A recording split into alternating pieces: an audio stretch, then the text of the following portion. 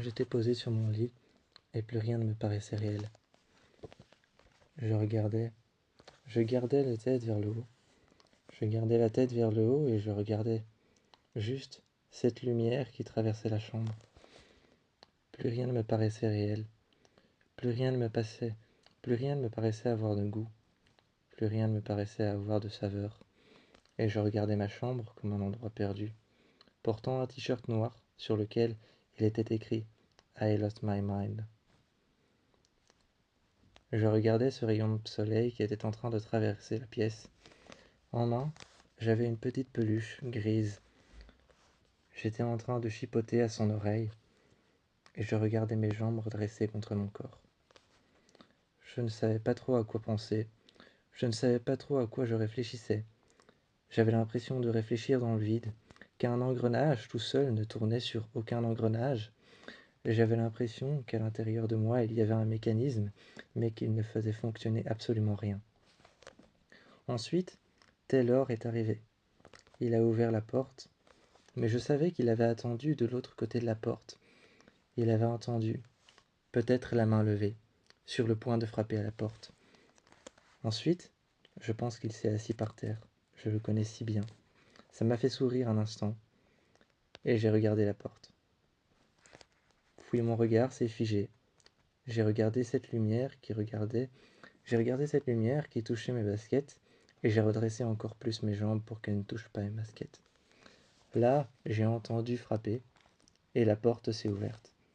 Il est venu, il m'a regardé. Il s'est mis à côté de moi en silence. Il n'a rien dit, il ne m'a pas demandé comment est-ce que j'allais. Il a fermé les rideaux parce qu'il avait vu. Il avait vu que j'avais redressé mes baskets. L'empreinte de mes baskets, la terre sur les draps était toujours à l'endroit où le soleil était posé sur les draps de mon lit. Et mes baskets étaient un peu reculées. Il s'est assis à côté de moi, et il devinait le moindre détail. Il a posé sa tête sur mon épaule et portait un t-shirt blanc, contrairement au mien qui était noir, sur lequel il était écrit en blanc « I lost my mind ». Lui portait un t-shirt blanc sur lequel il était écrit en noir et en gras « Gift Hug ». Il est venu se poser près de moi, a posé sa main dans mon épaule. J'ai senti un léger frisson pendant un moment. Il m'a embrassé et a posé ses lèvres sur mes miennes. Il a posé ses lèvres sur les miennes, mais j'avais la tête un peu tournée. Donc en même temps, il posa ses lèvres sur ma joue, me déposa ses lèvres un petit peu plus tard sur mes lèvres. Je sentis la chaleur de ses lèvres qui me réconforta tout de suite, et il m'a demandé pourquoi est-ce que je me sentais comme ça, pourquoi est-ce que je regardais dans le vide, comment est-ce que je me sentais. Finalement, il a fini par me le demander. Comment tu te sens? Pourquoi tu es comme ça? Qu'est-ce qui se passe? Je me suis tourné vers lui. On est restés assis tous les deux, les jambes croisées face à face. J'ai essayé de lui expliquer, mais aucun mot ne sortait.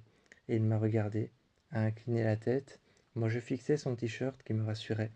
Et il m'a dit, c'est pas grave, prends ton temps. Si rien ne sort, rien ne sort. Finalement, je l'ai regardé, je l'ai embrassé, et je me suis couché sur le lit. Il s'est couché près de moi, et s'est tourné tout contre moi, passant son bras sur mon torse. À côté de moi, tu as pris mon PC qui était posé juste près de Nara. J'ai un peu levé la tête et j'ai regardé Nara. Tu as commencé à allumer le PC et à faire des recherches. Je me demandais ce que tu recherchais. Qu'est-ce que tu recherchais? Peut-être quelque chose pour me faire bouger. Peut-être quelque chose pour bouger avec moi. Peut-être quelque chose pour bouger avec moi, pour bouger avec Ethan. Mais même si je n'avais pas envie de bouger, tu le savais et tu me regardais. Et tu m'as dit, mais enfin, on va pas rester comme ça ici tout seul. Je t'ai regardé et j'avais envie de répondre que je n'étais pas tout seul parce que j'étais avec toi. Mais c'était quand même tellement gentil de ta part. C'était quand même tellement gentil de ta part et tellement mignon de ta part de faire ça pour moi. De chercher quelque chose à me faire faire, de chercher à me faire sortir de la bulle de noir dans laquelle je me suis enfermé.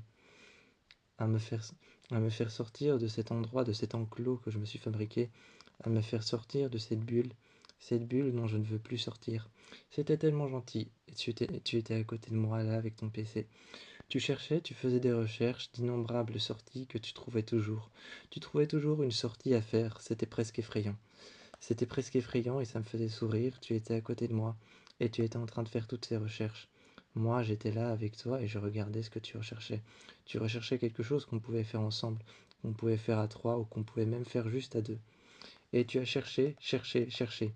Tu me disais que je n'étais pas forcé de le faire. Je savais que je n'étais pas forcé de le faire. Je n'étais pas forcé de le faire et tu me disais, tu n'es pas obligé. Non, pas du tout. Tu as posé ta main sur ma jambe et tu m'as dit, non, t'es pas forcé du tout obligé de le faire, hein. T'es pas obligé du tout de le faire, t'es pas forcé. Je t'ai regardé et j'ai dit, peu importe ce que tu trouves, je viendrai. Finalement, Finalement, j'ai repensé à ce mécanisme qui tournait à l'intérieur de moi, qui tournait sans rien faire tourner, qui tournait dans le vide. Et j'ai imaginé cette chose qui tournait dans le vide, qui tournait sans rien faire tourner d'autre, qui tournait tout seul, isolé, isolé du reste du monde. Et je me suis dit, je ne vais pas m'apitoyer comme ça longtemps. Je ne vais pas rester tout seul. Je ne vais pas rester seul avec ce mécanisme, avec cet engrenage qui ne fait tourner rien d'autre que le vide. Je ne vais pas rester seul avec ce courant d'air froid que j'ai dans la poitrine. Je ne vais pas rester seul, enfermé dans le noir sur le côté. Nara m'attend, elle veut sortir. Ethan m'attend et Taylor m'attend. Ils sont là pour moi, ils sont là pour me parler. Alors j'ai pris mes... Alors j'ai simplement pris mes épaules à mon cou.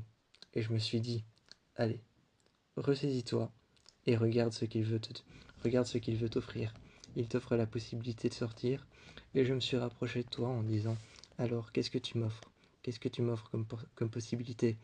À côté de toi, je t'ai lancé un petit sourire et tu m'as lancé le même sourire. Tu regardais les possibilités avec les jambes redressées et le PC sur tes jambes. Moi, à côté de toi, j'étais en train de regarder toutes les sorties que tu trouvais. Encore une fois, je ne sais pas comment tu faisais, mais tu trouvais des sorties improbables. Et à un moment, tu as trouvé la sortie la plus improbable du monde. Je t'ai regardé avec un sourire et j'ai dit, non, quand même pas, on va pas aller là. Là, tu m'as regardé et tu as vu que je commençais un petit peu à m'éclairer, que la lumière commençait un petit peu à apparaître sous cette épaisse, sous cette épaisse couche de sombre et d'obscurité. Sous cette épaisse couche de sombre et d'obscurité, elle commençait à se fissurer et à faire apparaître la lumière. Là, tu m'as regardé et tu as dit, si, on va faire ça. Tu m'as tourné le PC et tu as commandé 3 places. J'ai regardé le PC et je me suis dit, on va faire ça, sérieusement. Et tu es resté près de moi. Et tu m'as dit, pourquoi pas, avec un sourire et avec les yeux pétillants. Là, je t'ai regardé, et cette fine couche, ce mur que je m'étais construit, cette bulle que je m'étais construit, cette fine couche d'obscurité qui s'était fissurée, qui avait laissé apparaître quelques rayons de soleil, s'était complètement détruit. Rien qu'à la lumière de tes yeux et à ton sourire. Dans la voiture, en regardant par la fenêtre, je me suis rendu compte que ma peur ne venait pas ne venait pas de l'intérieur de moi, mais venait de l'extérieur. Ma peur venait de l'extérieur, elle ne venait pas de l'intérieur de moi. J'essayais de repérer l'enseigne et l'endroit dans lequel on allait aller, parmi tous les gens et les rues bondées. J'essayais de voir l'endroit dans lequel on allait aller, mais je ne le trouvais pas. La voiture s'est arrêtée, j'ai écouté les clignotants, j'ai écouté la marche arrière. J'ai vu alors que la voiture a été mise en drive. La voiture a été mise en mode drive, passant du mode condu- passant du mode conducteur automatique en mode drive. J'ai regardé Taylor, qui s'est retourné. Juste avec un sourire au coin des lèvres, les yeux pétillants, pétillants de lumière. J'ai regardé les enseignes, et il a ouvert la porte. Il a ouvert la porte, il est sorti, et a ouvert la porte à l'arrière de la voiture. La voiture mise à l'arrêt, il a ouvert la porte à l'arrière et m'a dit « Tu sors ?» Frappant 2 fois sur le siège pour montrer à Nara de sauter, il l'a prise. Il l'a prise par la patte d'abord. D'abord, Nara s'est mise juste devant lui, et il l'a prise par la patte, en lui disant « Tu sors, ma belle ?» Et elle est sortie. Elle est sortie, elle a fait le tour de la voiture sur le côté. Taylor est allé la rejoindre et a attendu juste sur le trottoir avec elle. Assis, je me suis assis à côté de lui. Je me suis assis à côté de lui et il m'a dit « Alors, ça fait quoi de sortir ?» J'ai levé les yeux et j'ai regardé une enseigne. C'était une enseigne d'un magasin de vêtements. Ensuite, j'ai regardé toutes les enseignes, de formes et de couleurs différentes, avec des noms différents. et des polices d'écriture différentes. La ville était vivante, les gens étaient en train de marcher, les discussions s'entremêlaient, les voix étaient différentes, masculines et féminines. Il y avait des cris, des hurlements, des klaxons, des voitures, et j'étais à l'intérieur. J'étais à l'intérieur J'étais à l'intérieur d'un magasin. Moi, j'attendais, assis sur le côté. Puis Taylor est venu et m'a dit: Alors, tu veux rester ou tu veux qu'on aille là où je t'ai promis d'aller? Je m'étais enfui à l'intérieur d'un vieux resto. À l'intérieur d'un vieux restaurant, je m'étais enfui juste à l'intérieur. Ce restaurant sentait le bois. Ce restaurant sentait le vieux bois. Il sentait le vieux bois, l'humidité comme au fond d'un jardin. J'ai regardé le restaurant. Il y avait de quoi boire un bon verre, une bière, ou voire même il y avait de quoi simplement boire un verre et ensuite partir. On a bu un verre là pendant 1 minute. Ensuite, il m'a regardé, Taylor, puis le serveur. Taylor et le serveur m'ont regardé tous les deux. Je ne sais pas si j'étais en train d'apprivoiser une nouvelle fois le monde comme si je le redécouvrais. Taylor m'a regardé et m'a dit: Alors, tu te sens comment? Le serveur, lui, était bien obligé de faire connaissance avec nous deux, on était ses clients, et c'est la moindre des choses pour un barmaid. Il a déposé 2 bières et alors Taylor m'a demandé: Alors, ça te fait quoi de revenir à l'extérieur? J'ai regardé partout autour de moi. Le bar était un petit peu noir, sombre, obscur, un petit peu comme dans la bulle dans laquelle je m'étais enfermé. Mais j'étais à l'extérieur. De par les vitres qu'il y avait tout au fond, je pouvais voir la rue, je pouvais voir les immeubles et les reflets dans les tours. Alors je me disais que ça faisait du bien, que j'avais l'impression de respirer à nouveau, que cette obscurité s'en était allée, que les murs s'étaient effondrés et avaient laissé repasser la lumière. On est finalement allé là-bas et on a parlé, un petit peu. Taylor a mis sa main sur la mienne et m'a dit: Maintenant tu veux bien m'expliquer, avec tes mots, avec, avec ton temps, tout ce que tu ressentais. Et je lui ai expliqué. J'ai pris mon temps, j'ai regardé Ethan, je lui ai un peu expliqué la situation car il n'était pas là, et je suis resté à côté de lui. Taylor est resté silencieux à nous regarder, et puis j'ai expliqué tout ce que je ressentais avec mes mots. Ça a pris un peu de temps avant que je ne puisse trouver les phrases, les mots, les bons mots corrects, et la manière dans laquelle les positionner. Mais j'ai réussi finalement, et ils ont réussi eux deux à me consoler et à me parler correctement. Je n'en attendais ni plus ni moins, mais ils ont trouvé les bons mots pour me parler, et la bonne manière de me regarder. Avec un regard doux, léger, je me sentais accueilli par leurs yeux et par leur manière de se rapprocher. Quand on est arrivé devant le cimetière, je sentais mon cœur lourd peser. Je sentais que mon cœur pesait lourd. J'ai levé les yeux vers le ciel. Je me suis appuyé un peu contre la porte de la voiture à l'intérieur. J'ai demandé alors à Ethan d'ouvrir la porte. Je suis resté à l'intérieur de la voiture, regardant le ciel, sans même prendre conscience que devant moi, les tombes s'empilaient les unes sur les autres, sans même prendre conscience que devant moi, la grille était déjà ouverte et qu'il était écrit cimetière de New York. Sans prendre conscience que devant moi, les grilles enfermaient les murs enfermaient les tombes, et les grilles passaient au-dessus des murs. Ornées de grilles en pointe, j'ai finalement baissé la tête et regardé le cimetière. Là, j'ai ouvert la porte et je suis sorti. Taylor a pris ma main et m'a dit: Surtout, prends ton temps. Ils sont partis dans le cimetière et moi j'ai attendu devant la porte. Je les voyais partir, marcher dans cet endroit dans lequel ne reposait aucun défunt de leur famille ou aucune personne qu'ils avaient perdue. Et je marchais entre les tombes et cherchais une tombe bien spécifique. Une tombe pas sur laquelle je voulais pleurer toutes les larmes de mon corps, mais une tombe sur laquelle je voulais simplement parler et faire échapper un peu de cette douleur qui noircit mon cœur depuis tellement longtemps. Alors j'ai trouvé enfin cette tombe, et j'y ai déposé non pas des fleurs, mais des ronces. Un amas de ronces que j'avais été récolté au fond du jardin. Un amas de ronces sèches que j'avais été déposé au fond, que j'avais été déposé sur cette tombe. J'avais été les chercher au fond du jardin. C'était un amas de ronces sèches, avec lesquelles j'en avais fait une sorte de bouquet de ronces. Ça ne pouvait que le représenter.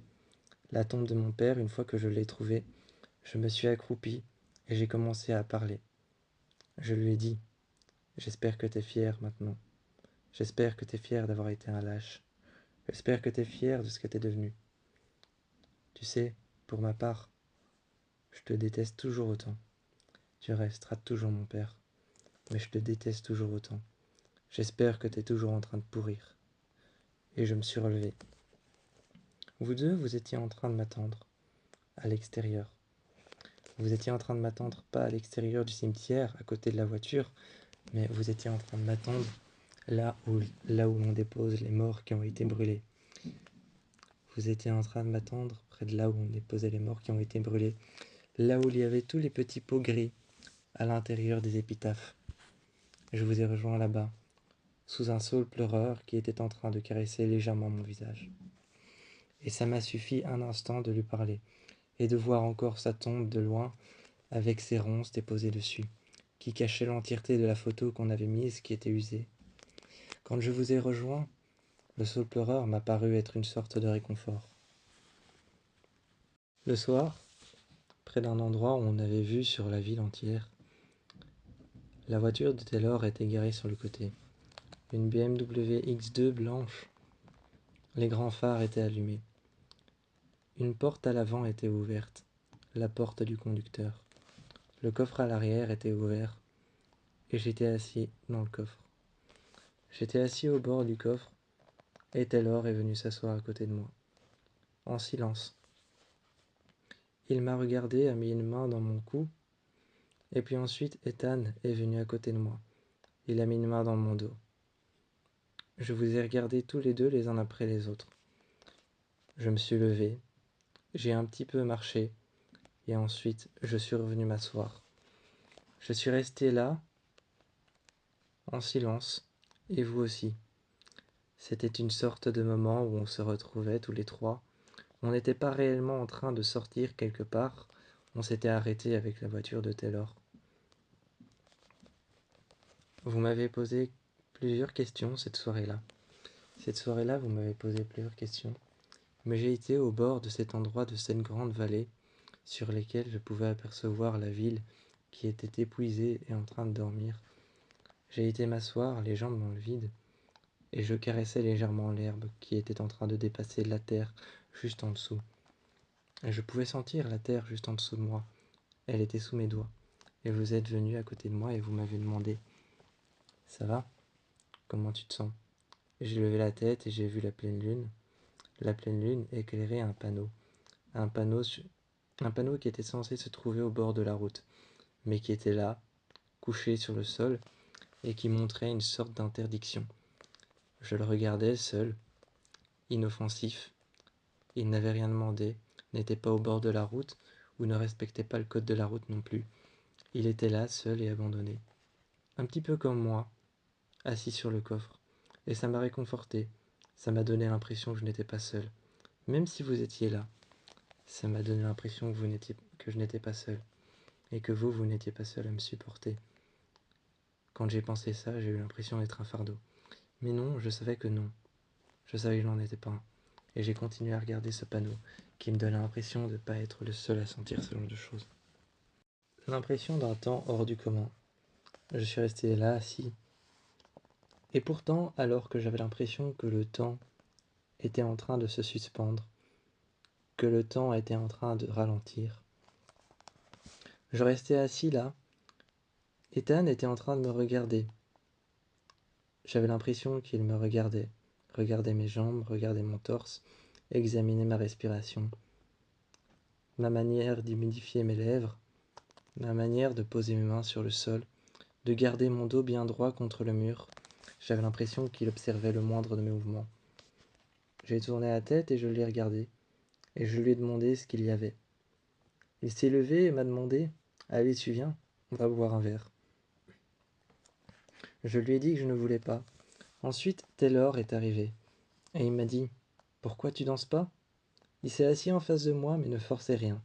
Il me regardait avec un sourire, encore le même sourire que j'aime tant, les yeux pétillants et pourtant noirs. Derrière lui, des luminaires, des néons, et des lampes qui étaient en train d'éclairer la salle. Et il m'a demandé « Viens, allez, viens danser !» Et il me tendait le bras. Mais je n'ai pas récupéré son poignet ou récupéré sa main. Et il m'a dit « Allez, viens, viens, on va danser !» Et je lui ai dit « Non ». Finalement, il a essayé de me forcer un peu, et je lui ai dit « Non, assieds-toi avec moi plutôt, parle ». Et il s'est assis. Je n'ai pas eu à lui dire « Arrête, arrête 5 minutes ». J'ai simplement eu à lui dire « Pose-toi avec moi, assieds-toi ». Et il s'est assis, il a été chercher 2 verres, en a posé un devant moi, comme si je n'étais pas obligé de le prendre. Et lui, il l'a pris et il s'est assis à côté de moi. La seule question qu'il m'a posée, c'est « Alors, qu'est-ce qui se passe ?» Un regard intéressé par moi, un regard intéressé par ce que je ressentais, par mes sentiments. Le verre à la main, j'ai pris le mien devant moi, je l'ai un peu rapproché, mais sans le prendre pour autant. Et là, on a commencé à parler. La musique, évidemment, voilait un peu ce qu'on se disait, mais on se comprenait. On se comprenait même si la musique voilait un peu ce qu'on disait. À un moment, Ethan est arrivé et m'a regardé. Il est arrivé, mais lui n'a rien fait. Il s'est juste posé à côté de moi, comme une présence rassurante.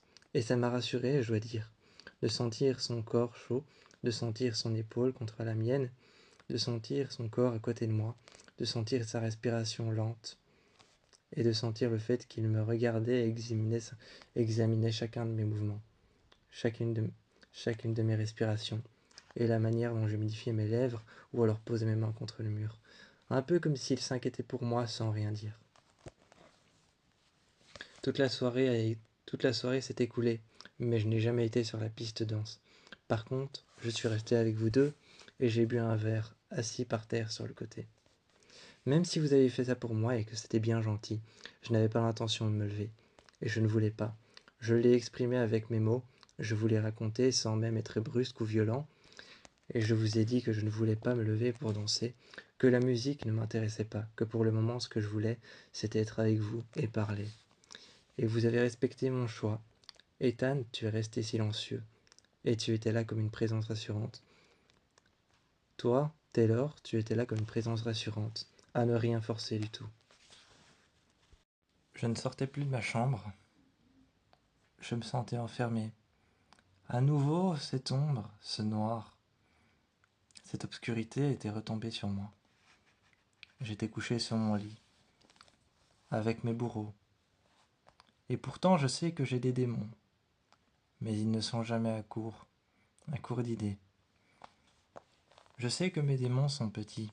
Je sais que mes démons sont minuscules. Mais ils ne sont jamais à court d'idées. Et ce jour-là, ou plutôt les jours qui se sont écoulés, je ne suis pas sorti de ma chambre. Je suis resté là, à réfléchir. Nara était à mes côtés, un peu comme un support émotionnel, sur lequel je pouvais m'appuyer, sur lequel je pouvais me poser des questions. Elle venait parfois près de moi et se mettait à gratter mon t-shirt, à mordiller mon t-shirt et à le tirer. Je trouvais ça mignon et affectueux, mais je savais qu'au fond, ce n'était pas parce qu'elle voulait avoir ma présence près d'elle, ou simplement parce qu'elle voulait des caresses, ou alors qu'elle voulait que je lui caresse l'oreille. C'était parce qu'elle ressentait ce que je ressentais. Elle était comme connectée à moi.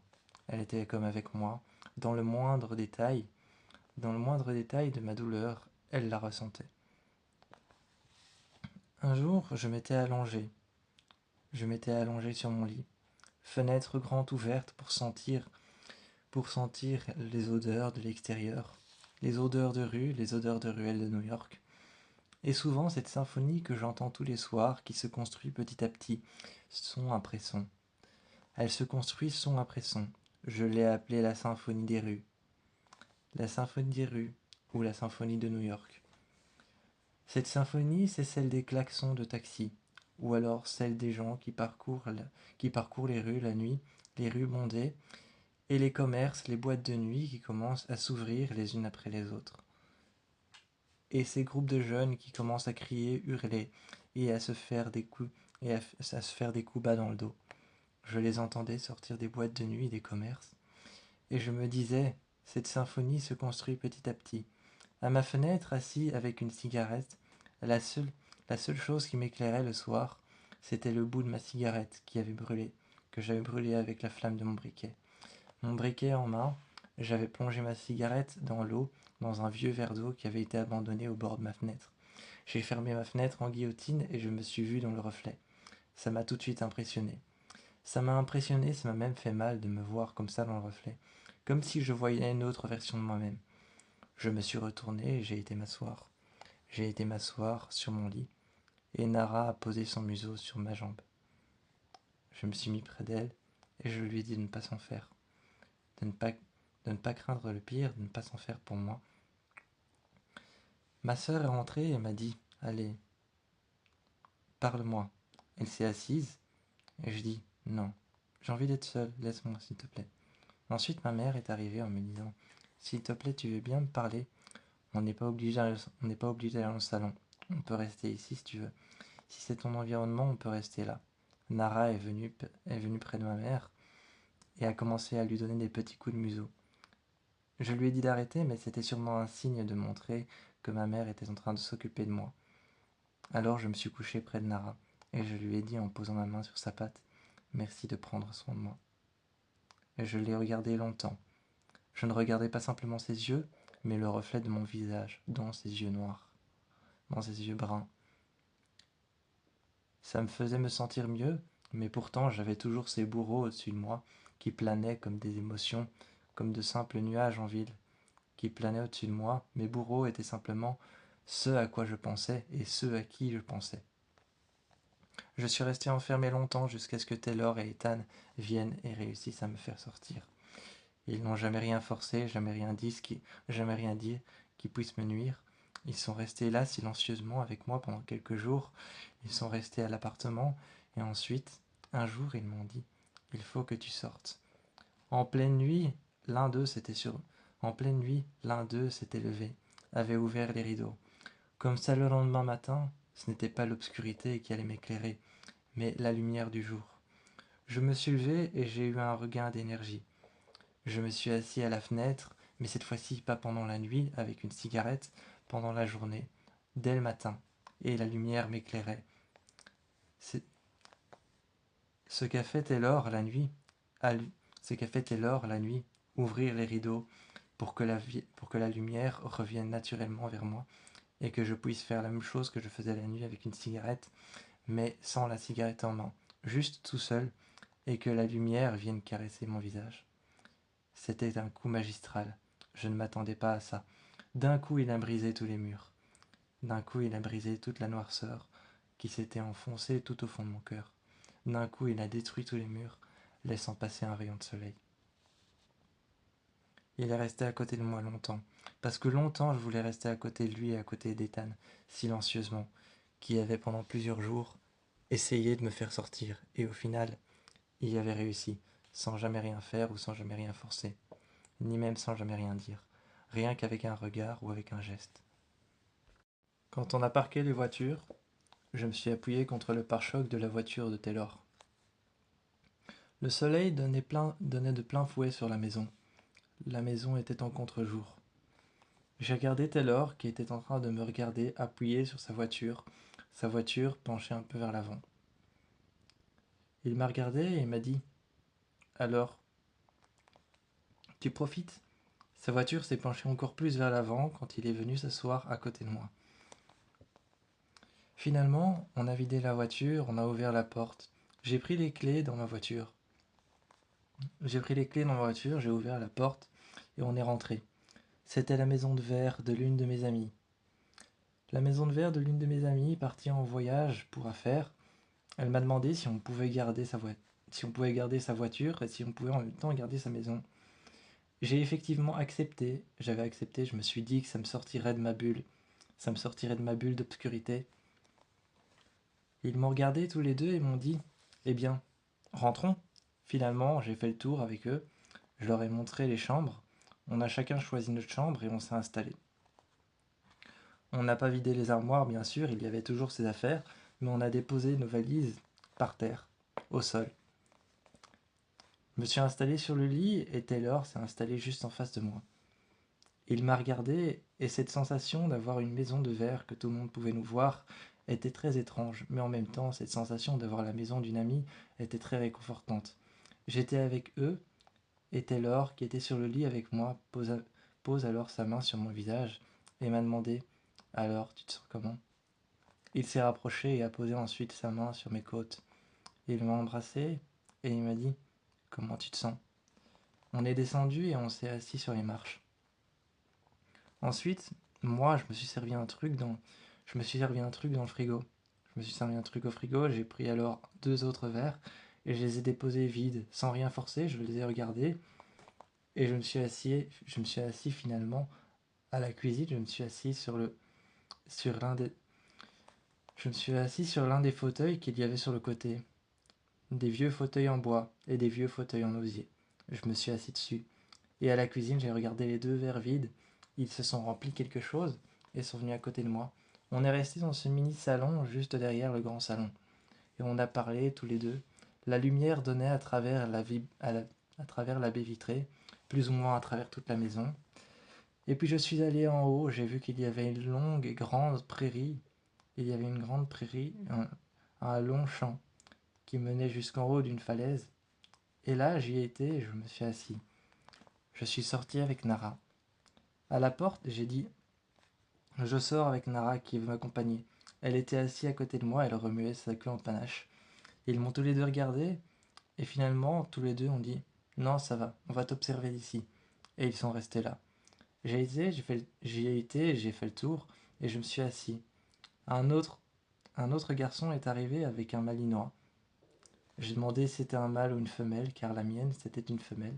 Il s'est assis à côté de moi, on a un peu parlé. Je lui ai dit que je vivais dans la maison, enfin une amie, mais que je gardais sa maison. Et que je vivais dans cette maison-là. Pour le moment, je gardais sa maison et que c'était celle-ci, la maison tout en verre, sur laquelle on n'arrive pas à voir l'intérieur parce qu'il n'y a que des reflets. Quand je suis rentré, j'avoue que j'avais peur que vous me demandiez qui était ce garçon. Mais plus tard, on est revenu. On est revenu le soir et il était toujours là avec son chien. Mais il m'a appelé et m'a dit: Viens voir derrière, s'il te plaît. Nara était fatiguée, couchée par terre. Elle ne pouvait pas se relever. On en a donc déduit que nos 2 chiens avaient peut-être eu un rapport, qu'ils avaient copulé ensemble, et que Nara était sur le point de mettre au monde des petits chiots, des croisés. On s'est regardés tous les deux, et maintenant j'avais une seule question qui rôdait dans ma tête, qui était devenue enfin mon deuxième bureau. Cette question était enfin devenue mon deuxième bourreau. Quelque part, c'était devenu ma hantise, mais beaucoup moins violente que toutes celles que j'avais eues. Faut-il vraiment que je fasse entrer cet homme dans ma vie? Et vont-ils être d'accord, Taylor et Ethan?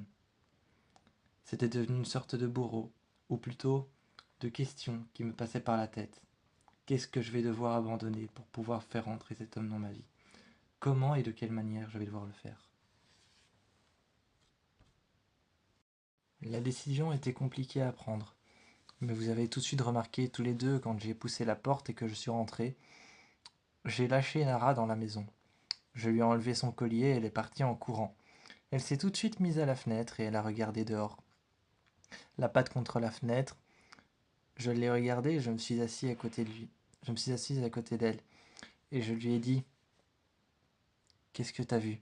Qu'est-ce que t'as vu, ma grande? En posant ma main, en posant ma main derrière ses oreilles, je l'ai caressée et je lui ai dit: Qu'est-ce que tu vois, ma grande? Qu'est-ce que tu vois? Et elle continuait à lever sa patte, à la mettre toujours au même endroit, à la reposer sur le sol et à mettre sa patte à côté de ma main. Finalement, Taylor est arrivé, a posé sa main sur mon épaule. Je me suis retourné et je me suis assis sur le fauteuil et il m'a demandé qu'est-ce qui se passe. Je lui ai dit qu'il ne se passe absolument rien, mais je savais qu'au fond de moi, je ne pouvais pas leur mentir. Je ne pouvais pas leur mentir et ils voyaient à l'intérieur de moi comme dans un livre ouvert, et ils voyaient à l'intérieur de moi comme eux se voyaient dans un miroir. Alors finalement, j'ai dit: Bon, il s'est passé quelque chose. Ils m'ont regardé ils m'ont regardé et j'ai dit: D'abord, vous m'avez pas regardé par la vitre, vous n'avez pas envie de me poser des questions. Des questions sur quoi, m'ont-ils demandé. Et j'ai dit: J'ai rencontré quelqu'un. Ils m'ont tout de suite regardé avec un regard différent et j'ai dit: Non, non, non, non, pas dans ce sens-là. Non, pas dans ce sens-là. Pas dans le sens j'ai rencontré quelqu'un, mais dans le sens j'ai vu quelqu'un, j'ai rencontré quelqu'un. Ils m'ont regardé et m'ont dit: Comment ça? Tu peux développer, s'il te plaît, a dit Taylor.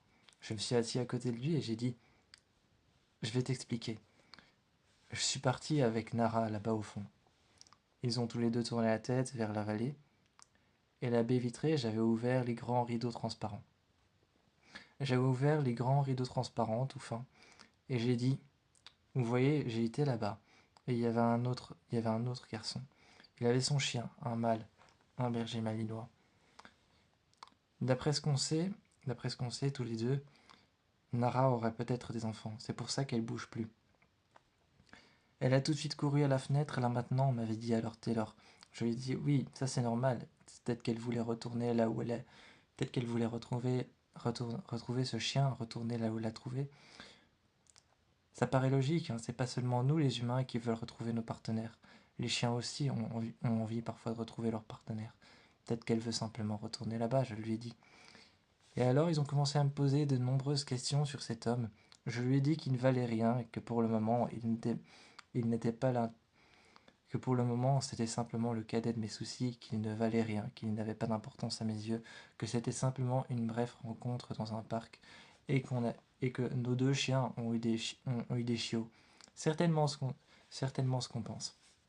Et puis en plus, quand je mets ma main sur son ventre, Anara, il est beaucoup plus gros, beaucoup plus massif. Alors je pense qu'on a raison.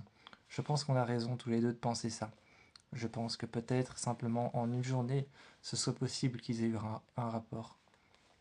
À ce moment-là, ils se sont tous les deux mis à côté de moi et ils m'ont dit et qu'est-ce que t'en penses, toi? Je me suis tourné vers Nara et j'ai dit que j'étais fier d'elle, mais que la décision simplement nous appartenait à nous trois.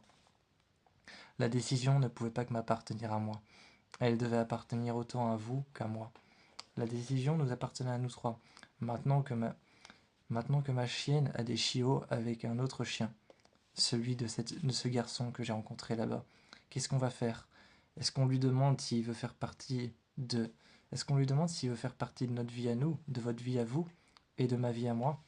Ou simplement, est-ce qu'on distribue les chiots comme ça, qu'on les amène dans une animalerie? Qu'est-ce qu'on fait? la, dé- la décision devait se poser sur la table et devait se transformer en discussion. Ce qui s'est fait le soir autour d'un verre dans le salon, la discussion devait se poser sur la table et on en a parlé longtemps. On en est venu à se dire que simplement moi je devais aller parler avec lui un jour et mettre une décision sur la table aussi. Il avait le droit aussi de savoir ce dont on avait parlé, ce qu'on avait dit sur lui et cette situation dans laquelle moi je m'étais mise. J'ai regardé Nara, je n'étais pas furieux du tout sur elle. Elle ne m'avait mise dans aucune situation. Elle avait simplement eu un, Elle avait simplement eu un coup de foudre pour un berger malinois, ce que je peux comprendre. Je l'ai regardée et j'étais fier d'elle. Elle avait enfin maintenant des enfants, des chiots et sa propre famille. Je suis resté à côté d'elle pour lui montrer que j'étais fier d'elle dans le petit salon. Et je lui ai dit que si elle voulait rejoindre ce chien de temps en temps le soir, elle pouvait. Parce que maintenant, parce que maintenant qu'elle avait des chiots dans son ventre, et d'ailleurs j'ai remarqué qu'elle avait des chiots dans son ventre quand souvent elle allait rejoindre au fond dans la vallée, dans ce pré quand elle allait rejoindre le chien, dans les prés au fond, dans les prairies, quand elle allait le rejoindre, elle ne courait pas, elle marchait. Alors je me suis dit parce qu'elle couvre c'est certainement parce qu'elle couvre quelque chose, pas un secret, mais simplement qu'à l'intérieur d'elle, elle est en train de garder des petits chiots qui sont en train de grandir. Elle était en train de les tenir au chaud dans son ventre. Et je me suis dit que c'était peut-être pour je me suis dit que c'était peut-être pour dans pas longtemps. Mais ça se voyait. Elle ne courait plus et elle n'essayait plus de sauter sur les fauteuils ou de sauter sur moi. Elle venait juste se mettre près de moi. Et moi je faisais autant attention à elle que elle ne faisait attention à elle-même. Quand elle voyait un autre chien, elle restait toute calme. Quand un chien l'agressait, ou alors quand un chien lui hurlait dessus,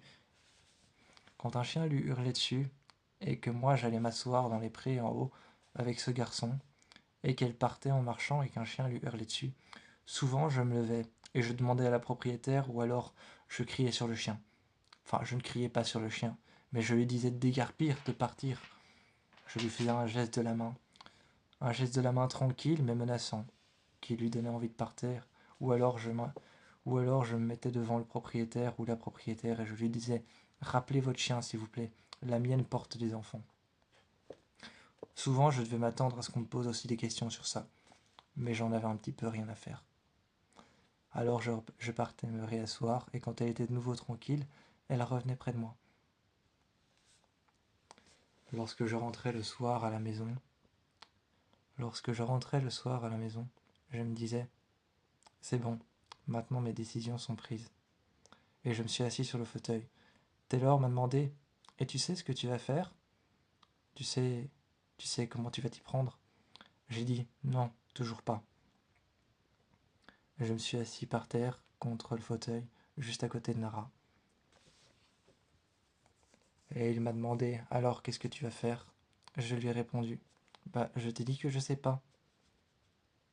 Et on est resté là, la soirée, à décider un petit peu dans le vide, le regard dans le vide, et même les paroles. On est rentré à New York, et là j'ai garé les voitures. Quand on a garé les voitures dans l'appartement, au sous-sol, quand on a garé les voitures dans l'appartement, au sous-sol, dans le garage, on est monté finalement.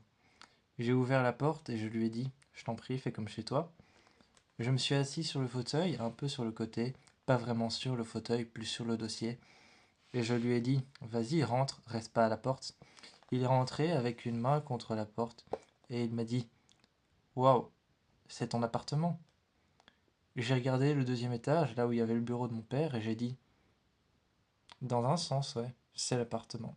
C'est mon appartement, moi. Mais c'est celui de ma mère, de mon père et de ma sœur. Il m'a regardé et il m'a dit, et vous êtes beaucoup comme ça à rester dans cet appartement? Je lui ai dit oui, plutôt. Il est plutôt grand, tu sais, hein, il a plusieurs endroits. Derrière cette porte, il y a tout un long couloir et il y a des chambres. Il y a aussi une salle de bain, donc il est pas si petit que tu le penses. C'est vrai qu'il paraît petit, mais sur le côté, là tu vois, cette armoire, juste derrière, il y a un escalier. Il y a un sous-sol en dessous, et ce sur quoi tu es en train de marcher, le sol, juste en dessous, il y a encore des pièces. Il est pas si énorme que ça. Il est pas si énorme que ça à première vue, mais il est plutôt grand. Il est plutôt grand, tu verras. Tu le verras bientôt dans tous les sens. On est descendu dans le salon en bas, un salon rétro. On est descendu dans un salon rétro, un salon art nouveau, art ancien. Et on s'est installé là. Il y avait aussi de l'art contemporain. Des sortes de meubles que ma mère, des sortes de meubles que ma mère avait gardés en souvenir. Des meubles qu'on lui avait offerts pour des meubles qu'elle avait vendus.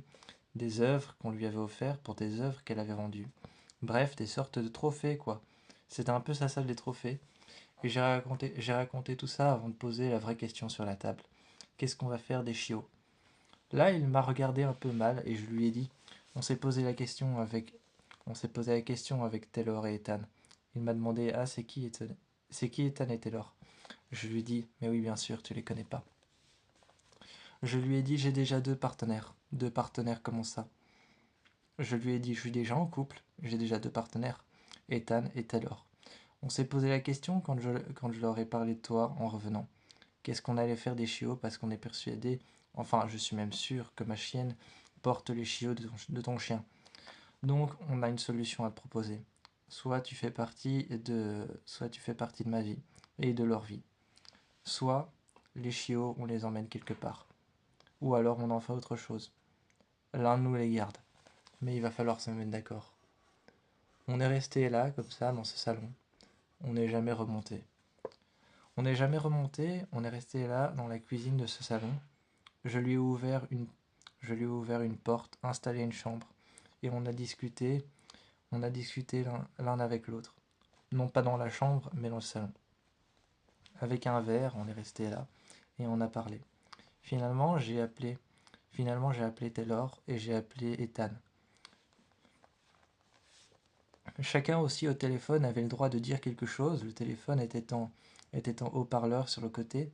Ethan a posé son point de vue et Taylor a posé son point de vue.